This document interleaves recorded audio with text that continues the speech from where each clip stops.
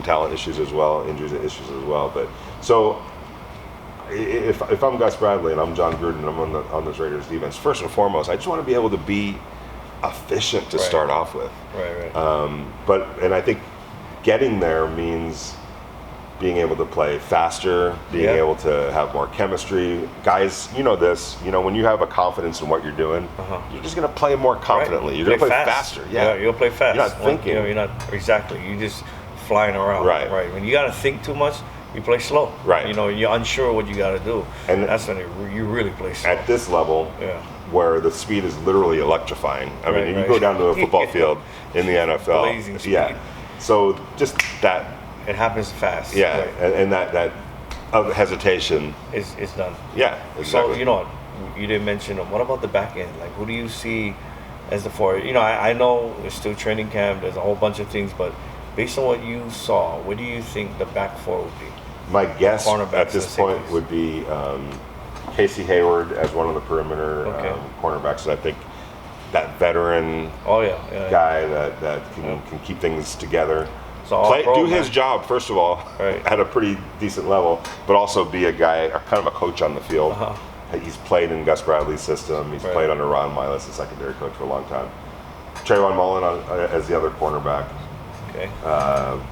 Strong safety, box safety, Jonathan Abram, where he's playing. It's good for him, because he's very aggressive. I remember watching him last year. I was like, really aggressive, so it's good to put him in that situation, I think. Yeah, and he's his and I'm sure he'd be the first to admit this, one of his weaknesses is coverage. And so as that box safety, you're playing more in a condensed area. Yeah, shorten the field for him. Yeah, shorten the field for him, cover a zone, where you're not running all over the field. You don't cover too much ground. Yeah, and so, and plus it'll put him closer to the line of scrimmage to be run support, which is what he does, run fits. And blitzing. Yeah, exactly. Run some fire zones with him. And if you could get like a Jamal Adams light, the safety from the right. He was at the Jets, but he's at Seattle. Right? Yeah. Then his career could get turned around. He's at a crossroads. It hasn't. He missed the majority of his rookie year. Got hurt the first half of his rookie season. Missed that whole season. Came back last year. Right? But and he was banged up a little bit. He was banged up. There were times he told me where he couldn't even get into the building and practice because of injury. No, COVID-19 tracing. So you can't practice. Go out there and play on Sunday. And he's like, I'm not trying to make excuses, but that's not the easiest thing to do. Right. So and then he got used in a whole bunch of different ways. He played a lot of free safety. He played all over the place. I think. It's tough for him. I don't think free safety is a good spot for him. I mean, he's an athlete, don't get me wrong, but the coverage weaknesses. Yeah. So who do you think they're going to put at free safety? I think it would be Trayvon Morg. I like him, man. I like him. So what has impressed you the most about him? I just think that, and especially talking to some of his teammates, is how settled down he is. Really? For a rookie, it doesn't look too big for him. Right. He played at a high level at TCU. Was one of the best. They had him at the best safety, right, coming out. Yeah, in the draft. and had a first round grade. Had a first round grade. Yeah, he had a first round grade. There was a little bit of a back injury that came up late in the process. Maybe that's why he maybe fell. It was, and thank you. Fortuitous for the Raiders. For the Raiders. Because it put him in position for him to be available there. So. Keep an eye on Tyree Gillespie. I like him. He's a safety from Missouri. Right. Could be the heir apparent, maybe to Jonathan Abram if Jonathan doesn't work out. Yeah. Right. Or injury or whatever may happen. Right. He's the next guy. My question is also slot cornerback. LaMarcus Joyner was their slot cornerback the last couple of years. Did he play at a high level? No. But he was a veteran, and they can trust him. Do you think that maybe they could stick Arnett or their rookie, the rookie from Illinois? Nate Hobbs, yeah. Do you think? What do you think? I've gotten a lukewarm reception when I broached the subject of, hey, maybe Arnett moves inside. Yeah. Because if you look at Casey Hayward, that was the career path that he took. When he was in Green Bay, he started off as a slot cornerback. Then they moved him out, right? At San Diego. And he's been there, for the last 5 years or so, and it looks like he wants to stay there. Based on when we've talked to him, he said, I guess if they're going to ask me to play in the slot, I just want to be on the field, right? But I'd rather not. Yeah. So it looks like he's going to be on the outside. Okay. But I've gotten kind of a lukewarm reaction for Arnett inside. So I mean, from him or from the team, from the guys around. People that I've talked to. Oh, okay, okay. And it's not. It's something that you can't just assume that he's going to be able to do it. Right. I think fans are like, well, Damon Arnett played a little bit of slot cornerback in college. Right. It's a whole different world in the NFL. So college and NFL is whole. Right. It is. It really is. They have a veteran, Nevin Lawson. He might be. That might be where he plays. But Nate Hobbs, they've talked him up a lot. Yeah. Amik Robertson, who they drafted last year, Louisiana Tech, showed a lot on film and looks like he profiles as a slot cornerback his size. He's a tough, hard-nosed player. So, but that's what Hobbs is all about too. And inside, there's a lot of run responsibilities playing in the slot. You got to come up, man, especially being in that position. Right. So it'll be interesting. Like it's hard to get a read on that in OTAs. Once they get the pads on, it changes things. And training camp's coming up soon. It's coming up a couple weeks. Yeah, exactly. July 27th is when the Raiders open over in Henderson. I'm really interested this year for the preseason. Why is that? Because I think some of these young guys need to get on the field, especially some of these young defensive players. Because there's no drills. You're right. Because I tell people that there's no drills for game time experience. Like it really isn't. You got to get on the field, man. I remember talking to and you don't tackle to the ground. Right. You just don't do it. It doesn't happen anymore. Keep them on your feet. Right. We're asking Sean McVay. I'm like, how do you? Oh yeah, because you covered the Rams too, right? Yeah, and it's like I'm like, how do you account for that? Like, he's like, look, he goes, for me, the only best way that I could do it, and they have drills, tackling dummies, some of the remote tackling dummies. It's not the same because the dummy's not fighting through the tackle and all that, or juking and all that kind of stuff. What Sean says, in lieu of that, I got to figure that if you're in the right place where you're supposed to be, at this level, I got to assume you're going to make the tackle because you've been playing football long enough. Exactly. But even still, tackling's gone down in the NFL. Right. I think, everyone's doing that. Even down to the lowest level of football, they're trying to avoid, constant banging and beating up the body. So they're not really doing full contact and taking guys all into the ground. It's all about they're just studding them up, right? Stud them up and just let the runner keep When I was going. a kid, and I know you growing up in Hawaii, you saw this too, but the Dallas Cowboys used to practice not far from where I lived in Southern California, training camp. Yeah. My dad would take us every year to go see Roger Staubach, Tony Dorsett, like just the great Cowboys teams, right? And I kid you not, man, they would practice 3 times a day. Yeah. And it would be full on, fully padded, getting after it, just like full scrimmages. And it's like, you don't see that anymore, man. Yeah. You just don't. And I understand why. We talk about they limited the hours and the practice days, and so because the of all bodies, that, the attrition. Back then, they were only playing 14 games, so that changed things a little bit. But also, we talk about concussions and things like that. Concussions were happening in practice too. For sure. So they tried to curtail that, and you understand it's for a good reason. You know what? I wanted to ask you this because you had mentioned that you cover the Rams.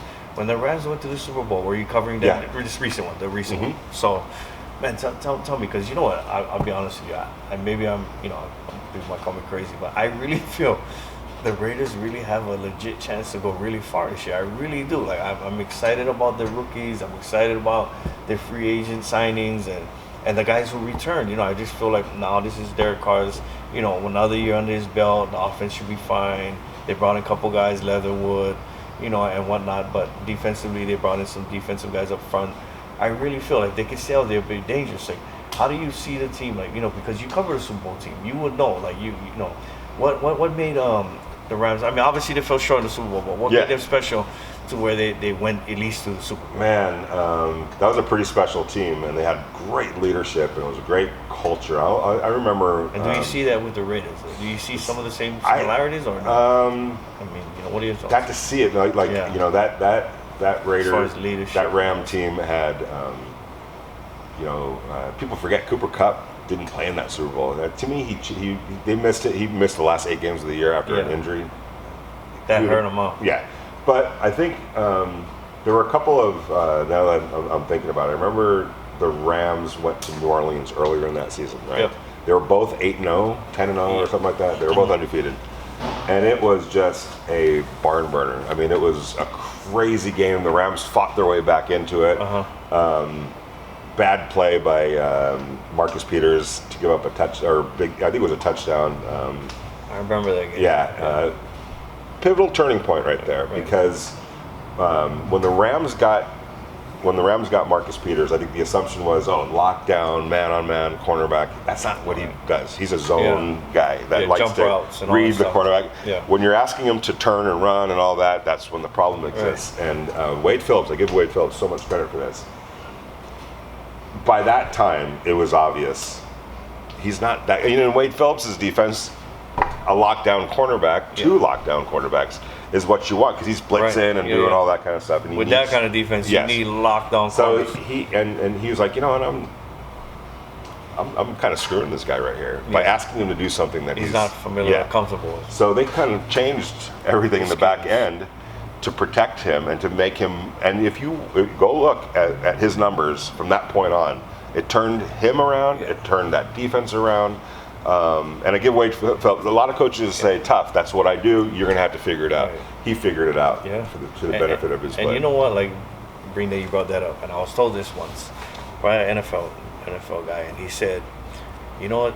The 2 most important assistants on a coaching staff," he said, obviously besides the DC and OC, is your offensive line coach and your defensive back coach. Yeah. And being that you had mentioned that, it's important because he said anyone can drop a blitz, drop the coverage behind it, So like how you had just mentioned for offense, is like anyone can drop a play, drop the blocking scheme. Right.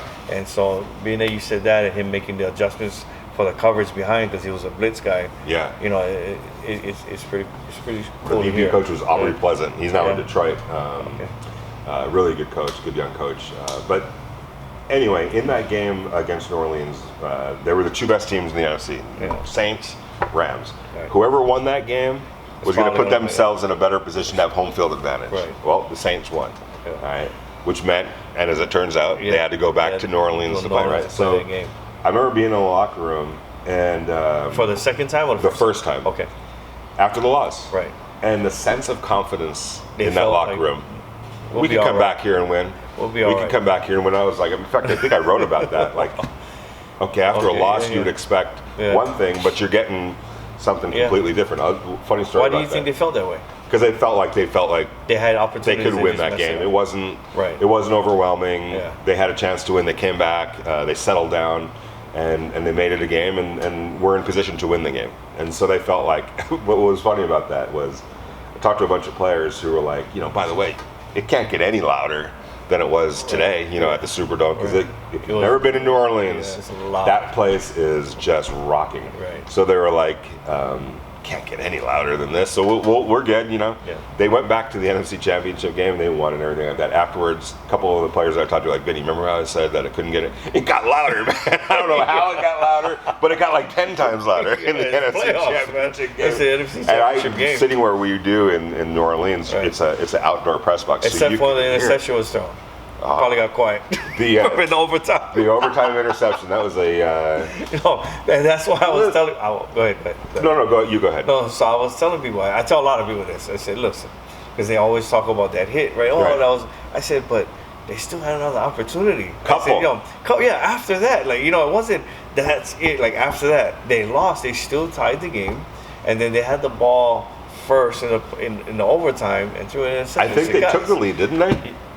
You know what they did? Actually, they did. They took the lead, and then that's why. But they had to, they kicked the field goal to tie it, and went into overtime. And that's why I told people. I said, look, they kicked the field goal and they were up. So the defense just had to close the deal, and they didn't. Right. I said, and then they went into overtime, and they had the ball first. Every Rams player that I talked to Yeah. says that. Yeah. Like, hey, man. Yeah, like, you know. Yeah, exactly. You Now, know, I said, you know, they had their opportunities after, and they still didn't close the deal. Nicole so Roby. don't blame the one It was, play, but know? now, what the Saints will tell you is, okay, but we would have run the clock out. We would have just, you know, because they had a new set of downs. Right. They could have drained the clock, kicked the field goal, and left the Rams with no time. But nevertheless. But as a football guy. Yeah. He still had to make the catch. I told guys that. I said, listen, let's say he doesn't get hit. He still has to catch the ball. I've seen so many guys with a ball hit their hands and they drop it. So it doesn't mean if he didn't get hit, he would have caught that ball, guys. You know? Nicole Roby, who the cornerback, who he told me, he's like, hey, get up, and I'm like, I'm looking for that flag, man. I'm looking for that flag. Like, okay, you know. It's meant to be. Oh my gosh, that just brings back so much. I remember watching that game because I'm not a Rams fan. I'm a sports fan, football fan, but one of my very close friends, he's a diehard Rams fan. I was with him and he's watching the game. It was crazy. Well, it was two things. Number one, right after the field goal to win it. Yeah. I remember tweeting, and as I was tweeting, I was thinking to myself, I can't believe I'm tweeting this, but you know, field goal good, Rams going to the Super Bowl. Right. I'm like, I'm typing that the Rams are going to the Super Bowl. I'm tweeting that the Rams are going to the Super Bowl, and because 2 years before, when the Rams got back in 2016, they looked like they were a decade away from being anything. And you know what? After saying that, what do you think? First of all, if you know anything about it, how did Aaron Donald get to the Rams? How did they even draft him? And then, do you think he was probably the guy who turned around? Or no, like those other things. Okay, that is a really interesting story because if you remember, the Rams had made a trade with Washington maybe the year before in the RG3 trade. The Rams. So the Rams, I think, had Sam Bradford at the time. So they had a pick way up there. They traded for a bunch of first-round picks and picks to trade down with Washington. Washington wanted RG3. Right. So they had in the 2014 draft or 13, whatever Aaron's draft was, they had 2 first-round picks. They had the 2nd pick overall, and they had the 13th pick. Okay. They had a huge need along the offensive line. All right. So. And whereas their defensive line was pretty set, they had Michael Brockers, they had Chris Long, that's right. They had Robert Quinn. Yep, So the defensive line was set. Yeah. It was a good defensive line. So they had to address left tackle. They end up drafting Greg Robinson from Auburn with the number 2 pick overall. I remember him. Didn't work out. Great guy. Didn't work out.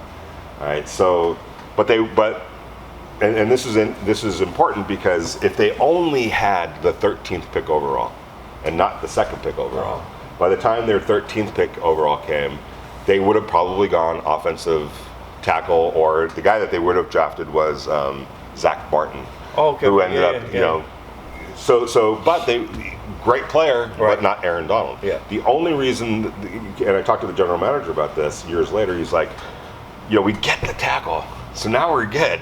You know, we